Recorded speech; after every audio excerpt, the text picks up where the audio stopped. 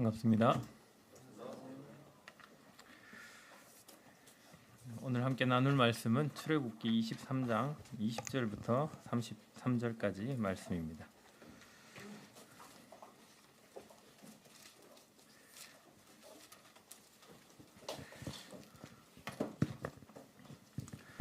찾으셨으면 제가 한번 빠르게 읽어보겠습니다. 내가 사자를 내 앞서 보내어 길에서 너를 보호하여 너를 내가 예비한 곳에 이르게 하리니 너희는 삼가 그의 목소리를 청종하고 그를 노엽게 하지 말라. 그가 너희의 허물을 용서하지 아니할 것은 내 이름이 그에게 있음이니라. 내가 그의 목소리를 잘 청종하고 내 모든 말대로 행하면 내가 내 원수에게 원수가 되고 내 대적에게 대적이 될지라. 내 사자가 내 앞서 가서 너를 아모리 사람과 헷 사람과 브리스 사람과 가나안 사람과 히위 사람과 여부스 사람에게로 인도하고 나는 그들을 끊으리니 너는 그들의 신을 경배하지 말며 섬기지 말며 그들의 행위를 본받지 말고 그것들을 다 깨뜨리며 그들의 주상을 부수고 내 하나님 여호와를 섬기라. 그리하면 여호와가 너희의 양식과 물의 복을 내리고 너희 중에서 병을 제하리니 내 나라에 낙태하는 자가 없고 임신하지 못하는 자가 없을 것이라. 내가 너의 날수를 채우리라. 내가 내 위엄을 내 앞서 보내어 내가 이를 곳의 모든 백성을 물리치고 내 모든 원수들이 내게 등을 돌려 도망하게 할 것이며 내가 왕벌을 내 앞에 보내리니 그 벌이 히위 족속과 가나안 족속과 헷 족속을 내 앞에서 쫓아내리라. 그러나 그 땅이 황폐하게 되므로 들짐승이 번성하여 너희를 해할까 하여 1년 안에는 그들을 내 앞에서 쫓아내지 아니하고 내가 번성하여 그 땅을 기업으로 얻을 때까지 내가 그들을 내 앞에서 조금씩 쫓아내리라. 내가 내 경계를 홍해에서부터 블레셋 바다까지 광야에서부터 강까지 정하고 그 땅의 주민을 내 손에 넘기리니 내가 그들을 내 앞에서 쫓아낼지라. 너는 그들과 그들의 신들과 언약하지 말라. 그들이 내 땅에 머무르지 못할 것은 그들이 너를 내게 범죄하게 할까 두려움이라. 내가 그 신들을 섬기면 그것이 너의 올무가 되리라. 네, 쫓아낸다라는 말이 되게 많이 나오죠. 네. 지금 이 상황은 이스라엘 백성들이 홍해를 건너고 이제 광야 여정을 시작해서 하나님께서 1차로 목적하신 시내산에 도착했을 때 하나님께서 모세를 통해서 백성들에게 앞으로 있을 일들에 대해서 미리 이제 예고하시는 그 내용입니다. 그리고 그들이 이제 시내산에서 하나님을 이제 앞으로 어떻게 섬겨야 될지 성막제도, 제사제도, 그리고 이제 그 성막에 필요한 기물들 만드는 것 이런 것들을 모세를 통해서 다 알려주십니다. 10계명 포함해서. 하나님께서 이 백성들에게 미리 이렇게 예고하시는 것은 이 얘기입니다. 나는 너희 하나님이고 너희는 내 백성이야. 그런데 너희가 내 백성이 되려면 앞으로 내 말에 따라서 이러이러해야 해라고 얘기를 해준 거죠. 이제 그런 내용들이 이 시내산 앞에서 이루어지고 있습니다. 근데 읽다 보면은 이제 성경을 읽으시면서 한 번씩 이런 질문들 해보셨는지 모르겠는데 여기서 지금 내가 내 사자를 내 앞서 보내서 예비한 곳에 이르게 하겠다라는 표현도 쓰시고 또 왕벌 얘기도 나왔죠. 왕벌을 보내서 그들을 쫓아낸다 이런 표현도 나오잖아요. 그러다가 내가 그들을 너희 손에 붙여서 너희들이 그들을 쫓아낸다 이런 표현도 나와요. 그러면 하나님께서 쫓아내시는 겁니까? 우리가 쫓아내는 겁니까? 신앙생활을 하시다 보면 이제 처음 이제 하나님 믿기로 하고 또 구원받고 교회 안에서 이제 성장하다 보면 어떤 분은 열심히 해야 돼 이렇게 얘기를 하시는 분이 있고 또 어떤 분은 네가 하는 게 아니야 힘 빼 이렇게도 얘기를 하신단 말이에요. 하나님이 다 하시는 거야. 헷갈리시지 않던가요? 하란 말이야? 가만히 있으란 말이야. 이런 혼돈 없으셨어요? 저는 이스라엘 백성들이 모세를 통해서 하나님의 얘기를 들을 때 약간 헷갈렸을 것 같아요.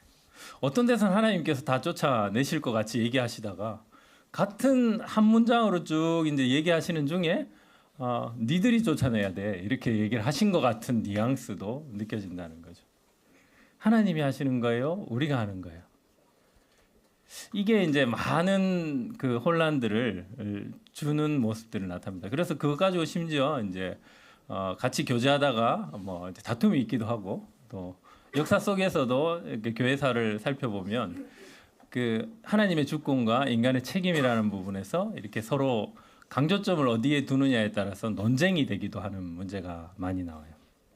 저는 오늘 이 본문 속에서도 하나님께서 쫓아내신다, 하나님께서 마치 다 하실 것처럼 천사를 먼저 보내시기도 하고 왕벌을 보내시기도 하고 그러면서도 이 백성에게 다 쫓아내지 않아, 내가 천천히 1년 안에는 다 쫓아내지 않고 천천히 쫓아낼 거야 하시다가 막판에는 니들이 쫓아내게 할 거야 이렇게 바뀌거든요. 하나님의 말씀이 바뀌신 걸까요? 아니면은 우리가 못 알아듣는 걸까요? 그걸 한번 고민을 해봅시다 오늘. 자, 첫 번째 하나님께서 20절에서 이렇게 말씀하셨어요. 내가 사자, 여기서 사자라는 건 어흥사자가 아니죠. 엔젤입니다. 엔젤, 천사. 그리고 하나님께서 구약 시대에서 뭐 선지자를 표현할 때도 그렇게 메신저, 하나님께서 보내시는 메신저, 하나님께서 어떤 특별한 것들을 명령하여서 그것을 수행하러 보낸 대상, 그것이 여기서는 천사라는 단어로 이제 영어에서는 번역이 돼 있더라고요. 어떤 존재를 하나님께서 보내셔서 앞서서 행하신다는 거예요. 그리고 또 이 백성에게 나타나서 말로도 가르치는가 봐요. 그러니까 21절에 너희는 삼가 그의 목소리를 청종하고 그를 노엽게 하지 말라. 그러니까 하나님께서 보내신 사자와 이스라엘 백성들이 대면하게 될 거라는 얘기잖아요. 그죠? 실제로 여호수아서를 보면 여리고 성에 그 갈 때 그 천사가 먼저 막아선 장면도 있었잖아요. 그래서 너는 우리 편이냐 이러면서 여호수아가 물었던 장면도 있습니다. 하나님께서 왜 직접 하실 수도 있는데 이 사자를 보내셨을까요? 또 어떨 땐 또 왕벌을 보내셨을까요? 사실 출애굽 전에 애굽에서 대단한 사건이 있었잖아요. 이스라엘 백성들이 하나님을 부정할 수 없는 그 놀라운 능력을 봤어요. 10가지 제형. 야, 저건 하나님이 하시지 않고서는 신이 하지 않고는 안 되겠다. 이렇게 했는데 처음에는 그냥 뭐 막연하게나마 애굽에도 많은 신들이 있으니까 그런 신 중에 하나처럼 여겼는데 가만히 이 10가지 제형을 지켜보다 보니까 애굽에서 신으로 추앙하는 그 곤충들, 뭐 또 그 흑암 이런 것들, 그러니까 그들이 추앙하는, 또 마지막엔 파라오죠. 바로까지 신의 아들로 여겼던 그 존재까지 하나님께서 하나씩 이렇게 무력화시키는 걸 보면서 이 백성들이 하나님이 정말 두려우신 분이구나, 능력 있으신 분이구나, 그걸 직접 목도했어요. 그럼 그 하나님이 구름 기둥, 불 기둥으로 지금 인도도 하셨고, 그러면은 뭐 사자를 내보낼 것도 아니고 직접 뭔가를 또 앞서 행하시면 되는데 하나님께서는 왜 어떨 때는 사자를 보내시고 또 어떨 때는 또 자연에 있는 그 곤충 왕벌을 보내시기도 하고, 이 다양한 시도들을 하시면서 이스라엘 백성들을 인도하실까? 뭘 것 같아요? 왜 그렇게 하셨을까요? 하나님은 우리를 너무 잘 아시는 것 같아요. 크신 하나님이 너무나 우리와 존재 자체가 그 하늘과 땅 차이죠. 하늘과 땅도 비할 수 없죠. 땅은 하나님의 발등상이라 그랬잖아요. 그러니까는 이 측량할 수 없는 존재의 차이가 있어요. 그런 하나님께서 우리에게 자신을 나타내시는 방식은 철저하게 우리를 고려하신 방식입니다. 우리가 하나님을 인격적으로 더 알아갈 수 있도록, 또 우리가 하나님을 생각할 때 어떨 땐 굉장히 두렵지만 또 하나님은 자신을 아버지라고 얘기해요. 친밀하신 분으로 얘기를 하세요. 이 극과 극인 것 같은 경외감과 그리고 친밀감 사이를 하나님은 균형 있게 우리에게 알려주고 싶으신 거죠. 왜 경외감이 중요할까요? 하나님이 그렇게 크시고 완전하시고 완벽하신 분인 게 왜 우리에게 중요할까요? 인간은 살아가면서 무엇이 진리인가? 무엇이 정말 궁극적인 선인가? 이런 질문들을 끊임없이 해왔죠. 근데 인간이 거기에 대한 질문을 했을 때 그 답은 어디에 있을까요? 그 답이 바로 하나님입니다. 왜냐하면 우리는 하나님으로부터 비롯된 존재이기 때문이에요. 하나님이 지으신 존재이기 때문에 그 하나님 안에 있는 모든 완전한 것이 우리를 존재하게 했어요. 그래서 우리는 하나님의 세계 안에서 맞춰진 존재입니다. 근데 그런 존재를 하나님께서 어떻게 존귀하게 대해 주셨냐 하면은 그 선택권을 우리에게 주셨다는 겁니다.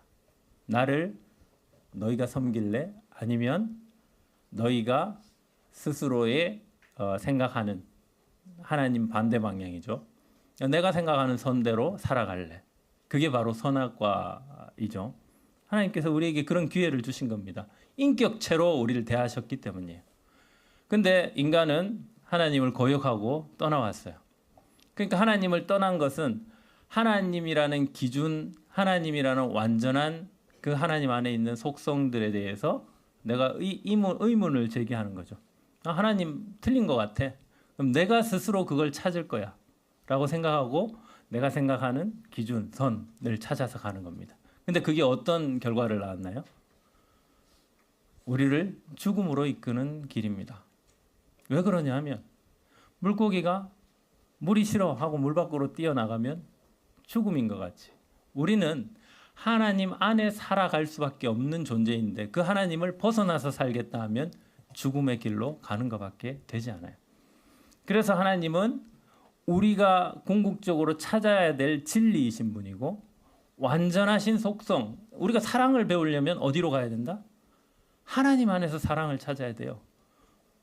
사람마다 사랑이란 단어는 똑같이 쓰지만 제가 사랑이라고 생각하는 것과 다른 사람이 생각하는 사랑이 달라요. 전부 다 자기 사전을 가지고 있어요. 자기 사전을 가지고 내가 내 사전에 있는 사랑이라는 정의와 하나님께서 말씀하시는 사랑이라는 정의가 다릅니다. 그러면 우리가 진짜 사랑이 뭐냐라는 것을 찾으려면 어디서 찾아봐야 돼요? 하나님 사전에서 찾아봐야 되는 거예요. 그 사전이 우리에게 가장 완전한 답인 거예요. 왜? 우리는 그분께로부터 말미암은 존재이기 때문에요. 그래서 그 하나님을 우리가 경외해야만 해요. 그 존재의 크심을 알고 그 존재의 완전하심도 알고 그분 안에 있는 모든 아름다운 속성, 예를 들면 성령의 9가지 열매처럼 사랑, 희락, 화평, 충성, 온유, 절제, 오래 참음, 자비, 양선 같은 것들을 우리가 어디서 발견해야 되냐면 하나님 안에서 찾아야 되는 거예요. 그렇지 않고 세상에서 찾으면 다 삐뚤어져 있어요. 세상이 말하는 선이란 뭘까요? 자기 만족 같은 거죠.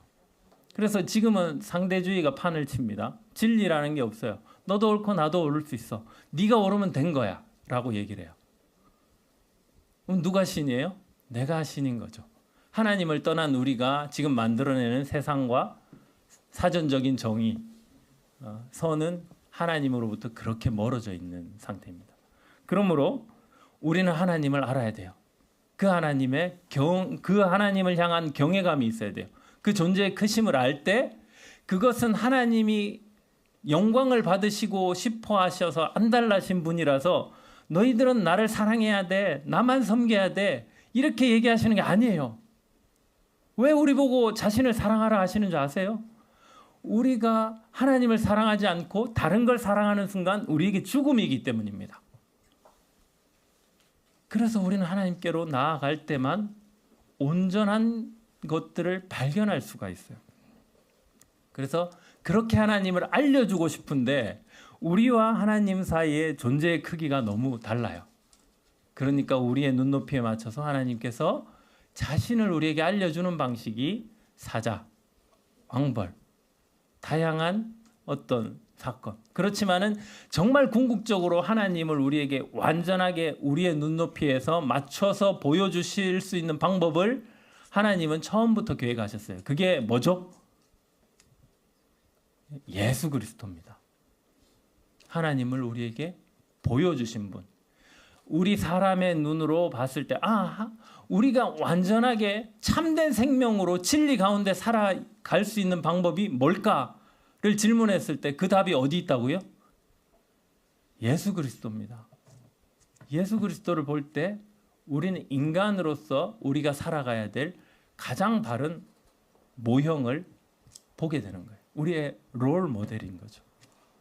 그래서 예수님께서 최종적으로는 하나님을 우리에게 보여주셨어요. 그러나 이 출애굽 시대에서부터 하나님을 자신에게 나타내시는 방식은 그들의 수준에 맞게 처음에는 하나님께서 애굽의 신들을 무력화시키는 방식으로, 또 광야에 나와서는 다양한 경험을 통해서 이들이 하나님이 어떤 분이신가를 단계적으로 알려주시는 거죠. 이것은 마치, 혹시 개는 훌륭하다 보시는 분 계십니까? 저는 가끔씩 봅니다. 그걸 보면서 개 키우려고 보는 게 아니고, 사람이 개한테 자신과 함께 관계를 누릴 수 있게 하기 위해서 접근하는 방식을 좀 봐요. 우리가 개를 대할 때 어떻게 해요? 보니까 잘못 훈련된 개는 이게 말을 안 듣잖아요. 주인이 그렇게 애정을 쏜데도 안 돼요. 근데 전문가한테 딱 갖다 놓으니까 그냥 몇 시간 만에 그냥 바로 바뀌더라고요. 어떨 때 잘하니까 맛있는 걸 줘요. 근데 똑같이 한 것 같은데 어떨 땐 또 주지 않아요. 그걸 통해서 걔가 생각을 하게 한다는 거죠. 우리 주인이 나한테 바라는 게 뭘까를 고민을 하는 거죠. 그러다 이 행동 저 행동 하다 딱 맞아지면 옳지 하면서 또 준단 말이에요. 그게 누적되니까 이제는 주인한테 가서 유튜브에 가끔씩 보시면 걔가 자기 감정을 표현하는 버튼 누르는 게 있어요. 밥 줘, 놀아줘, 산책 가자. 그거 보시면서 걔가 사람의 말을 알아듣는구나 이런 생각하시면 안 됩니다. 걔들은 오롯이 그거 하나에 딱 자기 표현을 하는 거예요. 근데 사람은 그보다 더 존귀한 존재이죠. 그리고 더 복잡합니다. 하나님의 형상을 닮았기 때문에. 그래서 하나님께서 자기 형상대로 지으신 인격체인 우리 인간을 자기와 교제케 하기 위해서 하나님께서 이와 같이 다양한 방식으로 자신을 지금 이스라엘 백성들에게 알려주고 계시고 있는 거죠. 그러면 하나님께서 그렇게 자신을 알려주면서 이 백성에게 결국 주시고자 하는 것들이 무엇일까? 지금 우리가 읽었던 본문에 보니까 가나안 땅에 너희가 들어갈 거다라는 얘기잖아요. 처음에 20절부터 시작했을 때는 마치 이제는 우리는 무혈 입성하는 일만 남았구나. 우리 지금 다 챙겨가지고 이사하듯이 애굽에서 가나안으로 가서 이제 집 하나씩 차지하고 여기는 우리 집 할래, 여긴 내 땅 할래. 그렇게 하기만 하면 될 것 같은 생각이 들 정도로 하나님께서 미리 가서 다 알아서 할게 라고 얘기하는 것 같이 들리잖아요. 그죠? 그리고 중간에 이런 얘기를 합니다. 내가 보낸 그 사자의 말을 너희가 청종하고 그 이방인들의 햇사람, 브리스 사람, 가나안 사람, 히위 사람, 여부수 사람의 신을 경배하지 말고 그렇게 하면은 그렇게 해서 여호와를 섬기기만 하면 너희에게 양식과 물과 복과 병도 제하여 주고 낙태하는 자도 없고 그리고 너희들의 연수 거기서 살아갈 날수를 장수한다는 얘기잖아요. 이보다 좋은 게 어디 있어요? 그러니까 무혈입성에서 우리가 하나님 말만 잘 들으면 우리가 원하는 그거 다 주시겠구나. 어쩌면 우리가 신앙생활을 시작할 때도 이런 마음으로 하나님을 찾지 않았을까요? 하나님 믿으면 나한테 행복한 일만 있을 거야. 하나님 믿으면 나한테 불행한 일이란 하나도 없을 거야. 질병도 없고. 그러다가 이제 한 번씩 그런 일들이 생기면 어떻게 돼요? 내가 이럴 거면 하나님 안 믿지. 그리고 하나님 원망도 하잖아요. 그럼 하나님께서 잘못된 분이실까요? 그리고 하나님께서 이스라엘 백성에게도 이 말씀하실 때 그런 것들을 보장해 주기 위해서 이 백성에게 이 얘기를 하시는 걸까요?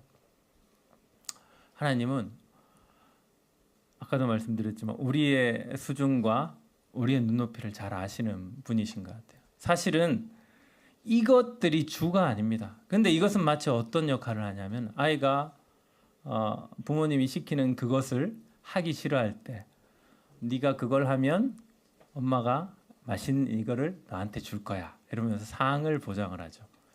근데 부모님의 목적이 이 상을 전달하는 걸까요? 그렇지 않죠. 사실은 그 아이를 위해서 뭔가를 시키는 겁니다. 네가 이 활동을 열심히 해서 네가 이게 숙달이 되면 네가 재미있게 앞으로 인생을 살아갈 수 있고 너의 직업으로도 삼을 수 있고, 그러니까 그 아이를 위해서 주고 싶으는데 이 아이는 그걸 모르는 거죠.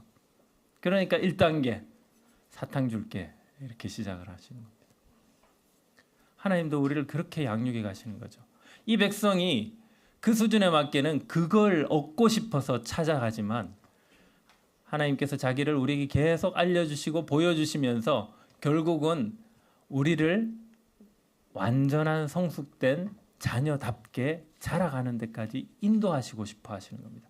그래서 가나안 땅에 가는 여정이 하나님께서 우리에게 주시고자 하는 계획이었지, 가나안 땅을 차지하는 게 하나님께서 결국 우리에게 주시고자 하는 게 아니에요. 광야 40년 동안 그 백성들이 경험하는 것은 하나님이 이런 분이구나, 하나님께서 우리에게 이와 같은 은혜를 베푸셔서 우리를 하나님 자녀답게 만들어 가시는 거예요. 하나님의 백성답게 만들어 가시는 거구나. 그것이 하나님께서 주시고자 하는 거죠. 그 단계가 바로 경외감에서 출발해서 친밀감으로 가는 그 단계, 그 사이에서의 균형을 하나님께서 우리에게 배우게 하시는 거죠. 하나님의 존재는 우리와 비교될 수 없이 존귀하게 크신 분이지만 그 하나님이 우리를 자신의 자녀처럼 가깝게 친밀하게, 그리고 진짜 모든 애정과 하나님의 은혜를 제공해 주고 싶어서 우리를 양육해 가시는 과정인 겁니다. 우리가 생각할 때는 하나님께서 앞서 행하시면 미리 다 가셔가지고 쫙 다 치워놓고 레드카펫 다 깔아놓으시고 우리가 그 위에 걸어가기만 하면 그게 최고의 선물이라고 생각을 하죠. 근데 하나님은 우리에게 정말 최고의 선물이 뭐라고 생각을 하실까요? 뭘 우리에게 주고 싶어 하실까요? 로마서 8장을 한번 보겠습니다. 로마서 8장 14절부터 제가 몇 구절 읽어보겠습니다.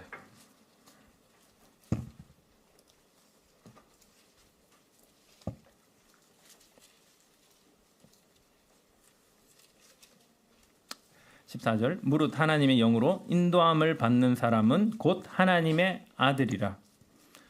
거듭난 모든 성도는 하나님의 영으로 이제 인도함을 받는 그 인생이 시작된 분들입니다. 근데 그들을 향해서 하나님께서 뭐라고 하시냐면 너희들은 하나님의 아들이야 라고 얘기해요. 너희는 다시 무서워하는 종의 영을 받지 아니하고 양자의 영을 받았으므로 우리가 아빠 아버지라고 부르니라. 사실 우리의 신분은 종이잖아요. 종인 거예요. 피조물과 창조주 사이니까 신분상 종이에요.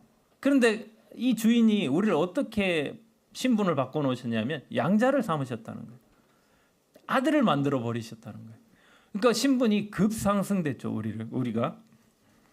그래서 하나님을 우리는 그 크신 분을 종일 때 감히 부를 수 없는 그 하나님을 우리는 아빠라고 부를 수 있는 그 친밀한 관계까지로 거리를 하나님께서 우리를 좁혀 넣으셨어요. 그럼에도 불구하고 이 하나님의 존귀하심이 변합니까? 아니요.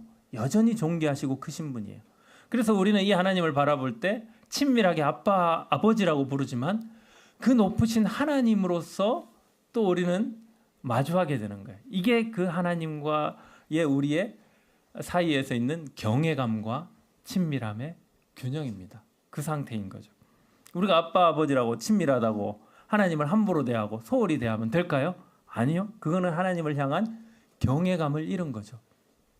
그렇다고 해서 너무 무서워서 가까이 하기 힘들어서 이스라엘 백성처럼 시내산 앞에서 뭐라고 얘기합니까? 모세 당신만 하나님 앞에 가서 얘기를 듣고 그 얘기 우리한테 그냥 전달만 해주세요. 우리는 너무 무서워서 가까이 가지를 못하겠어요. 이것이 처음에 이스라엘 백성들이 가졌던 그 경외감이에요. 하나님께서 모세와도 첫 번 대면 때는 그렇게 하세요. 네 발에 신을 벗어라. 네가 선 곳은 거룩한 곳이다. 감히 하나님 앞에 신 신고 나가지도 못하는 그 하나님의 존귀하심을 나타내시지만 후에 어떻게 바뀌죠? 모세와 하나님 사이가 얼굴과 얼굴을 마주해서 보는 사이다. 사람 중에 그와 같은 사람이 없다. 모세와 나는 친구와 같은 사이다. 이 친밀감을 표현하세요. 그렇다고 모세가 하나님의 존귀하심을 무시하는 그런 모습을 나타냈나요? 그렇지 않죠. 친밀하지만 경외했습니다. 이것이 하나님과 우리 사이인 거죠. 그 하나님께서 우리를 아빠 아버지라고 부르시고 16절에 보면 로마서 8장 16절입니다. 성령이 친히 우리의 영과 더불어 우리가 하나님의 자녀인 것을 증언하시나니. 성령께서도 우리 안에서 계속 얘기해 주시는 너는 하나님의 자녀야 라고 얘기를 해 주시는 거죠. 자녀이면 또한 상속자 곧 하나님의 상속자요 그리스도와 함께한 상속자니. 그러니까 그리스도와 우리가 동등하다는 거죠. 동등한 자격으로 상속인으로 등록되어 있는 분들이 하나님을 믿으신 여러분이라는 겁니다. 상속자니 우리가 그와 함께 예수 그리스도와 함께 영광을 받기 위하여 고난도 함께 받아야 할 것이라. 여기 뻑하네. 상속자는 좋은데 고난도 함께 받아야 된다 그러죠. 약간 좀 좋다 말하셨죠. 네. 근데 상속자가 진짜 상속자다우려면 그 상속자로서의 자질을 갖추는 걸 부모가 원하겠죠. 왜냐하면 그만한 그 큰 고난을 주는 만큼 그것을 지킬 수 있는 역량이 돼야 되잖아요. 그래서 하나님은 우리를 그런 수준까지 올리시기 위해서 고난의 과정들, 시련의 과정들, 그 다음에 가나안에 가기 전까지의 40년의 여정을 통해서 우리를 연단해 가시는 것입니다. 그래서 하나님께서는 우리를 대하실 때 거룩하신 아버지로서 우리를 대하시고 우리는 거룩한 자녀답게 빚어 가시는 분이신 거죠. 그러니까 하나님께서 다 하실 수도 있는데 하나님은 꼭 어떻게 하시죠? 우리를 끼워주십니다. 상속자답게. 예수 그리스도라는 그 완전한 하나님의 상속자다우신 분을 우리에게 보여주시고 그 예수님을 따라가면 우리도 그렇게 변화될 수 있도록 우리 인생을 그렇게 경륜해 가시는 거죠. 31절 다시 원래 말씀으로 돌아와서 출애굽기 23장 31절을 한번 보겠습니다. 제가 오늘 말씀 제목을 내가 아니하고 내가 하리라로 정했습니다.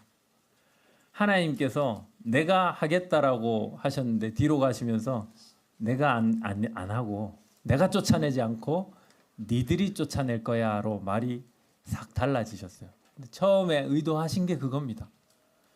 하나님이 다 하실 것처럼 얘기하시지만 사실은 그 과정을 하나님께서 겪어내도록 하나님께서 장을 펼쳐주시는 겁니다.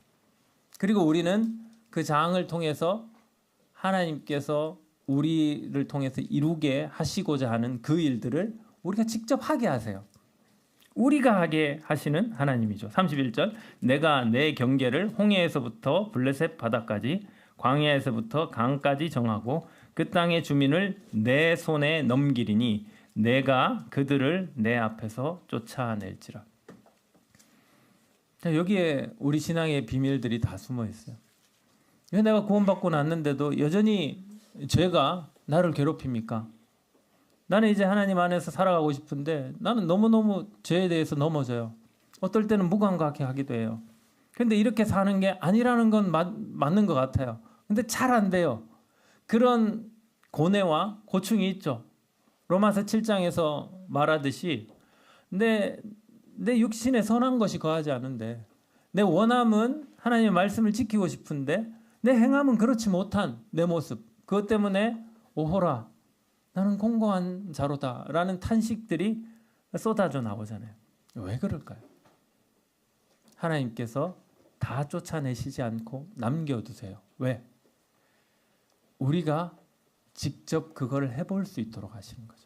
그러면서 우리는 그 죄에 넘어지고 실패할 때마다 좌절하고 힘들고 어떨 때는 하나님 뵐 면목도 없어서 하나님 앞에 나아가지도 못하고 있는데 하나님은 그런 나를 다시금 자기 앞으로 또 끌어당기세요. 어떤 방식으로요? 예수 그리스도를 통해서. 하나님은 예수 그리스도를 통해서 우리에게 어쩌면 무한히 실패할 수 있는 기회를 주고 계시는 겁니다. 그 실패를 악용하면 우리는 하나님을 모르는 사람이에요. 근데 하나님을 안다면 하나님께서 우리에게 그 실패할 기회를 예수 그리스도를 통해서 주셨다는 사실이 우리에게 날마다 감사의 제목이 될 것입니다. 그래서 하나님께서는 남겨두신 거예요. 지금 독감들 많이 유행하잖아요. 독감 유행할 때 그럼 독감 덜 걸리고 덜 아프려고 뭘 하죠 우리가? 네? 주사 맞죠? 예방접종 맞잖아요. 면역주사의 원리가 뭡니까? 면역주사의 원리는 그 균을 몸에 수입하죠. 힘없는 병원균을 넣어서 내 몸이 그 병원균과 싸워서 면역력이라는 걸 생성하게 만들어요. 하나님께서 우리를 인격적으로 성장시켜 가시고 예수 그리스도 닮아갈 수 있는 기회를 우리에게 주신다는 것은 그런 겁니다. 우리 몸에서 죄와 싸우려고 하는 그 항체가 생기게, 우리 몸에서 하나님 편에 우리가 살아가고 싶어하는 그 마음이 생기고, 이 죄악된 것, 우리를 무너뜨리는 것과 이제는 더 이상 함께하기 싫어하는 그 항체가 생겨나는, 그것이 우리 안에서 생겨날 수 있도록 하나님께서 그 기회를 우리에게 주고 계시는 거죠. 그것이 하나님께서 우리에게 맡기신 우리가 해야 할 일들이에요. 하나님께서 뭘 하셨죠? 그 기회를 우리에게 주시는 거죠. 저는 이런 사실을 생각할 때마다 그러면 이제 그런 생각들이 우리가 한 번씩 들거든요.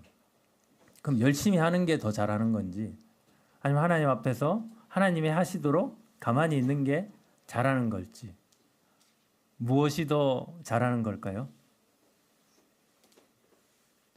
하는 것입니다. 하셔야 돼요. 하나님은 우리 안에서 그 근육이 생겨나게 하시길 원하시는 분이세요.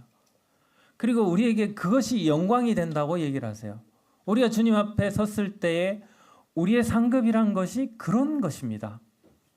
내가 그리스도를 얼마만큼 경험하고 하나님 앞에 섰느냐, 내 삶에서 얼만큼 그리스도가 경험되어졌냐, 나한테서 나올 수 없는 그 사랑이 내 삶에서 나타났다.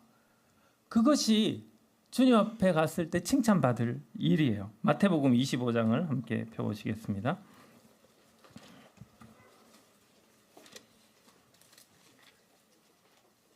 25장 35절부터 제가 한번 읽어보겠습니다.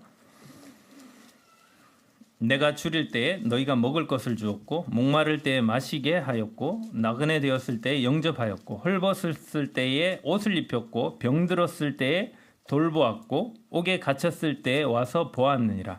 이에 의인들이 대답하여 이르되, 주여, 우리가 어느 때에 주께서 줄이신 것을 보고 음식을 대접하였으며 목마르신 것을 보고 마시게 하였나이까? 어느 때에 나그네 되신 것을 보고 영접하였으며 헐벗으신 것을 보고 옷 입혔나이까? 어느 때에 병드신 것이나 옥에 갇히신 것을 보고 가서 배웠나이까 하리니, 임금이 대답하여 이르시되, 내가 진실로 너희에게 이르노니 너희가 여기 내 형제 중에 지극히 작은 자 하나에게 한 것이 곧 내게 한 것이니라 하시고, 양과 염소의 마지막에 이제 하나님 앞에 섰을 때 그 비유를 예수님께서 들려주시는 거예요. 근데 의인들은 자기들이 뭘 한지 모르고 있어요. 근데 하나님께서 먼저 이렇게 얘기하시죠. 니들이 이런 거 다 했어 라고 얘기해요. 칭찬하시는 거죠. 근데 기억을 못해요, 의인들이. 저 그런 적이 없는데요. 주님께 그 했던 기억이 없는데요. 근데 주님께서 이렇게 말해요. 니들이 정말 불쌍한 사람들을 긍휼히 여겨서 베풀었던 거, 그거 나한테 한 거야. 니들이 정말 힘들고 어려웠던 사람, 그들에게 했던 거, 그거 나한테 했던 거야. 하나님의 마음으로 무엇인가를 우리 마음이, 하나님이 나한테 이런 사랑을 베푸셨는데 저 사람도 그런 사랑을 받았으면 좋겠다 싶어서 하나님께서 그런 일들을 하게 하신 삶의 경험들 있으시잖아요. 어느 날 갑자기, 자주는 없더라도 있으시잖아요. 근데 그거 하나님께서 기억하시더란 말이에요. 카운트 하신더란 말이죠. 근데 정작 그 당사자들은 기억 못해요. 왜? 우리 안에서 자발적으로 이제 하나님의 그 아름다우신 그 마음을 닮아서 했던 그 일들이 하나님 보시기에 좋았더라 인 것이죠. 그런데 그 반대되는 사람들도 있어요. 마태복음 7장을 한번 보시겠습니다. 마태복음 7장 21절부터 읽어보겠습니다. 나더러 주여 주여 하는 자마다 다 천국에 들어갈 것이 아니요 다만 하늘에 계신 내 아버지의 뜻대로 행하는 자라야 들어가리라. 그날에 많은 사람이 나더러 이르되 주여 주여 우리가 주의 이름으로 선지자 노릇하며 주의 이름으로 귀신을 쫓아내며 주의 이름으로 많은 권능을 행하지 아니하였나이까. 우리는 했습니다. 이것도 했고 저것도 했고 이거 다 했는데 내가 이럴 줄 알고 천국 와서 하나님께서 칭찬해 주실 거 이런 거 알고 다 했어요. 근데 하나님께서는 뭐라고 답하시죠? 22절 이후에 그때 내가 너희에게 밝히 말하되 내가 너희를 도무지 알지 못하니 불법을 행하는 자들아 내게서 떠나가라 하리라. 하나님께서 하시는 말씀은 노 카운트입니다. 하나도 체크가 안 됐어요. 왜? 자기 의를 위해서 추구했던 거죠. 선한 일을 하는 이유도 목적도 나를 드러내고 싶어서 했던 거. 그건 네가 네 의를, 네 자랑을, 네 영광을 챙기려고 네가 했던 거지. 그게 뭐 하나님 앞에서 한 거야. 하나님 전혀 모르신다라고 얘기해. 자, 이 메시지가 뭘 말하는 걸까요? 하나님을 닮는다는 것은 우리가 어떤 행위를 억지로 해내는 것들이 아니에요. 그럼 뭘까요? 하나님을 아는 겁니다. 하나님의 사랑이 뭔가 그거를 깊이 있게 생각하다 보면 하나님께서 값없이 나 같은 이 용서받지 못할 죄인을 용서하신 그 하나님의 그 사랑이 얼마나 큰가를 묵상했을 때 다른 사람에게 내가 용서할 마음이 생기는 거죠.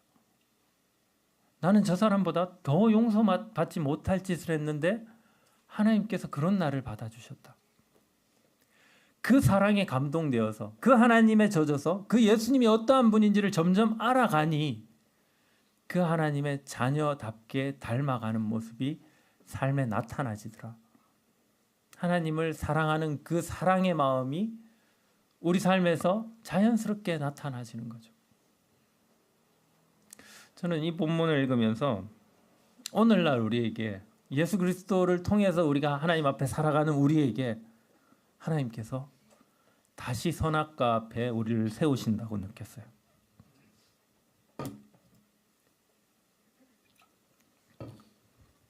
하와가 선악과 앞에 섰을 때 그는 마귀의 한마디에 하나님을 오해했습니다. 하나님 그렇게 쪼잔한 분이야? 저런 것도 못하게 하고 이 생각이 쑥 들어오게 허용해뒀어요. 근데 우리도 그렇죠. 하나님 믿었다라고 하면서 하나님 앞에서 그런 얘기 수도 없이 했을 거예요. 하나님 저런 것도 안 주시고 하나님 믿는 사람이 더 잘 돼야지. 왜 우리가 더 힘든 일 겪고 실패했죠. 아담과 똑같은 죄를 하와와 똑같은 죄를 지고 있는 겁니다. 근데 하나님을 조금 더 예수님을 조금 더 알아가니 우리한테서 다른 고백이 나와요. 내가 어떻게 하나님을 거절할 수가 있어? 내가 어떻게 이렇게 나를 품어주시는 하나님을 배반할 수가 있어? 그런 고백이 제자들이 성숙하니까 나오잖아요. 베드로에게서도 나오고 그리고 초대 교부였던 폴리캅, 요한의 제자죠. 폴리캅, 서머나교의 폴리캅 같은 경우는 화형이 집행되기 직전에 불타오르는 그 앞에서 로마의 병사들이 네가 지금 당장 하나님을 부인하면 살려주겠다라고 했는데 그 폴리캅이 그 불타는 화형대 앞에서 그렇게 고백을 했다고 합니다. 80평생 나를 하나님께서 배반한 적이 없으신데 내가 어찌 하나님을 배반하겠느냐. 네가 하고자 하는 일을 당장 나에게 집행해라 하고 화형대에서 기쁨으로 순교했다고 합니다. 오늘날 하나님께서는 우리에게 그 순교의 그 요구도 하시지 않고 있어요. 그러나 매일 삶 가운데서 하나님께서 선악과 앞에 우리를 세우십니다. 이제는 너는 어떤 길을 택할래? 그때 우리가 해야 될 것, 하나님, 이제 제가 하나님을 아는데 저게 어떻게 제 눈에 탐스럽게 보이겠습니까? 하나님은 우리가 무수한 실패하는 가운데서도 그 선악과 앞에 서서 우리가 하나님을 선택하는, 기쁨으로 자발적으로 하나님을 선택하는 그 모습을 보시면서 옳지, 잘했다 내 아들. 지난주에 어떤 형제님이 스바냐 말씀으로 감사드렸는데 그 스바냐서의 내용도 똑같은 얘기예요. 그 백성이 타락하고 하나님을 떠나고 배반하고 날마다 아침마다 죄를 짓는다라는 표현이 스바냐에 나와요. 눈 뜨면 죄밖에 안 짓는 백성이죠. 근데 하나님이 그들을 향해서 어떤 조치를 하시는지 압니까? 그들이 다시는 나를 배반하지 않게 하겠다라는 게 하나님의 계획인 거예요. 내가 기필코 그들의 마음을 변화시킬 때까지 그들을 인도하겠다 이 말입니다. 하나님이 우리를 향한 계획이 그거예요.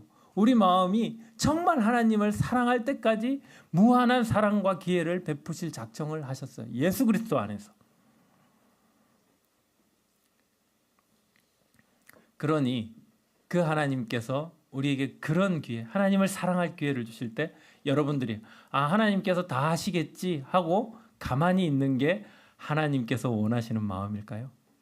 아니죠. 그 사랑을 진짜 경험할 때까지 하나님 앞에 계속 나아가서 실패해도 또 나아가고 실패하고 또 나아가도 하나님을 알면 알수록 점점 이제 죄는 혐오되고 맨날 졌던 그 죄와 싸워서 이젠 이겨보고 싶어 하는 그 마음도 생기고, 그러면서도 그 죄와 싸워서 이길 때 내 힘으로 이기는 게 아니고 하나님 도와주세요. 하나님 제가 저 죄와 싸워서 이길 힘을 주세요. 지금도 도와주세요. 저와 함께 계신 거 압니다. 하고 여러분들이 여러분 곁에서 여러분들을 도우시는 그 성령께 구할 수 있는 거죠. 그런 삶을 우리에게 허락하시는 거예요. 이제부터는 하나님께서 다 하시겠지. 그것도 그 고백도 사실은 그 말의 내용보다는 우리의 중심이 그 말을 하는 이유가 뭔지를 살펴봐야 돼요. 하기 싫은 거죠. 하고 싶지 않은 거죠. 게을러지고 싶은 거죠. 근데 그런 마음 가운데서 그래도 하나님께서 나한테 또 기회 주셨는데 내가 그러면 안 되지. 힘들어도 이 어그러진 무릎을 다시 곧게 펴고 하나님 의지해서 한번 해보자. 될 때까지 해보자. 그때 하나님께서 우리를 향해서 옳지 하시면서 우리를 바라보시면서 즐거워하시며 기쁨을 이기지 못하신다는 그 고백을 하시는 겁니다. 우리 인생 이 여정에 하나님께서 우리에게 요구하시는 거라는 것은 이 땅에서 대단한 성공을 이루라고 하시는 게 아닙니다. 예수 그리스도를 맛보라고, 예수 그리스도를 닮아가는 그 경험 해보라고 하나님께서 주신 시간들과 기회입니다. 그게 하나님의 목적이라면 우리는 이 과정을 통해서 계속 하나님이 어떤 분인지 알아가야 되겠죠. 제가 마지막으로 예수님이 비유로 되게 말씀을 많이 하시잖아요. 하나님께서 우리 삶에 역사하시는 것들을 우리 시대에 맞게 어떤 비유로 얘기를 하면 그게 이해가 잘 될까라는 고민을 되게 했어요. 어느 날 꿈속에서까지 그 생각을 하고 있더라고요. 이번 주에 말씀 맡아서 그런지 몰라도 잠에서까지 그런 생각이 들던데, 근데 제가 예수님처럼 아주 능숙하지 못해서 아주 좋은 비유를 들지도 못하겠고, 그리고 또 형제님들은 또 잘 알아들을 수도 있는데 자매님들이 좀 못 알아들을 수도 있겠다. 왜 그러냐면 제가 차라리 요리에 관한 뭐 이런 걸 얘기하면 자매님들이 잘 알아들을 텐데 제가 그게 잘 안 되니까 남자들이 관심 있는 분야로만 생각을 해봤습니다. 한번 들어보세요. 아니면 이제 나중에 모여서 형제님들이 좋은 비유를 한번 만들어 보시든가 자매님들이 좋은 비유를 만들어 보시든가.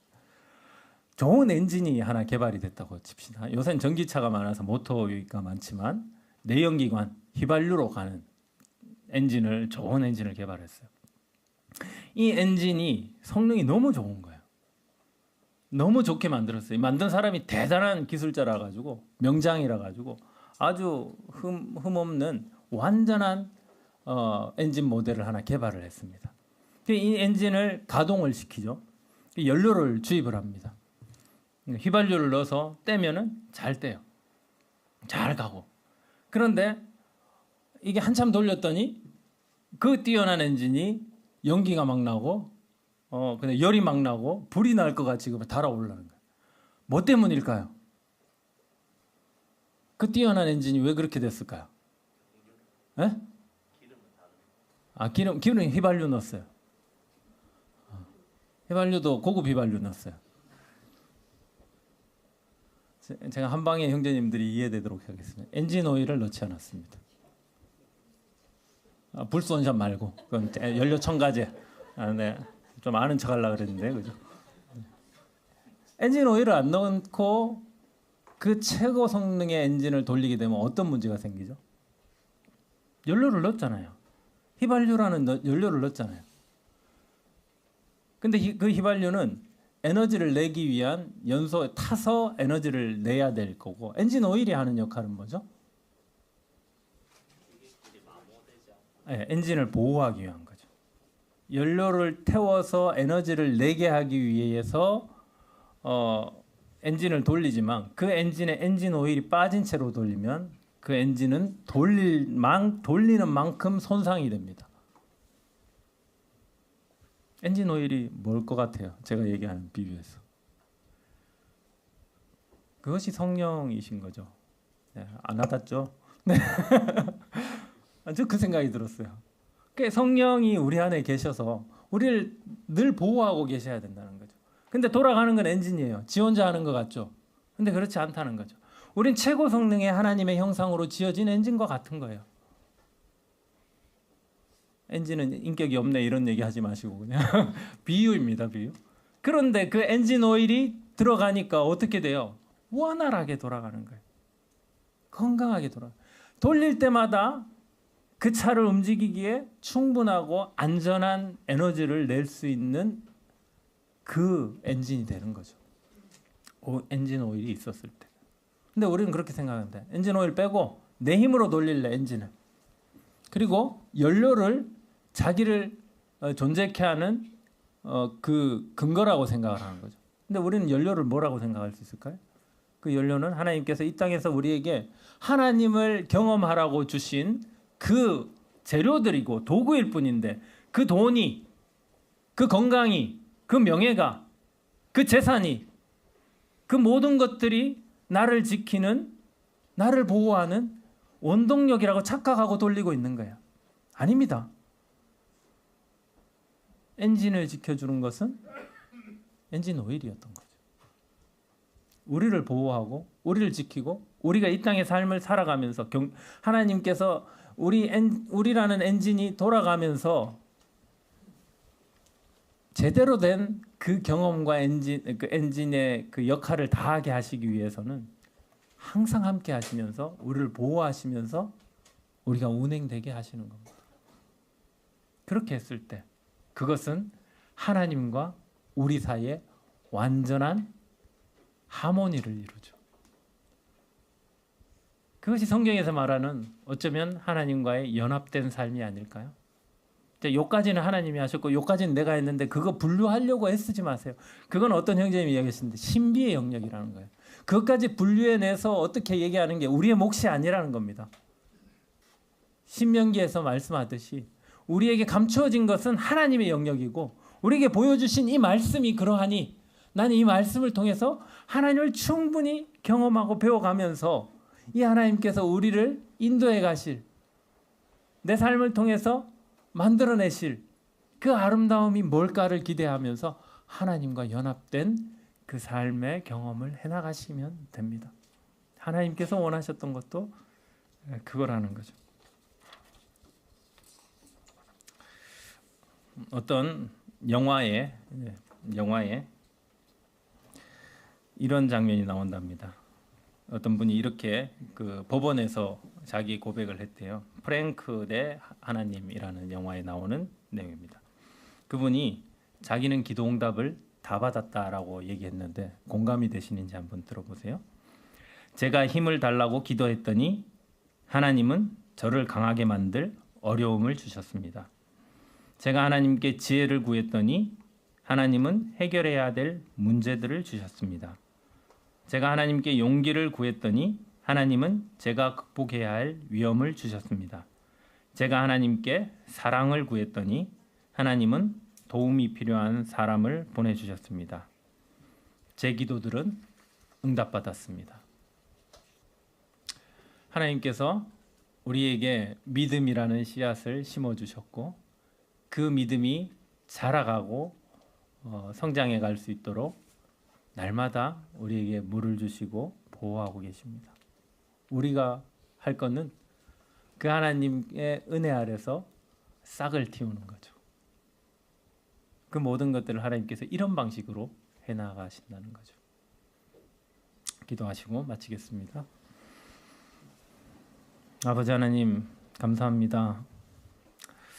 참 인생을 저희가 저희 마음대로 생각하고 또 하나님도 잘 알지 못하다 보니 저희 스스로가 원하는 것들을 추구하며 살았습니다.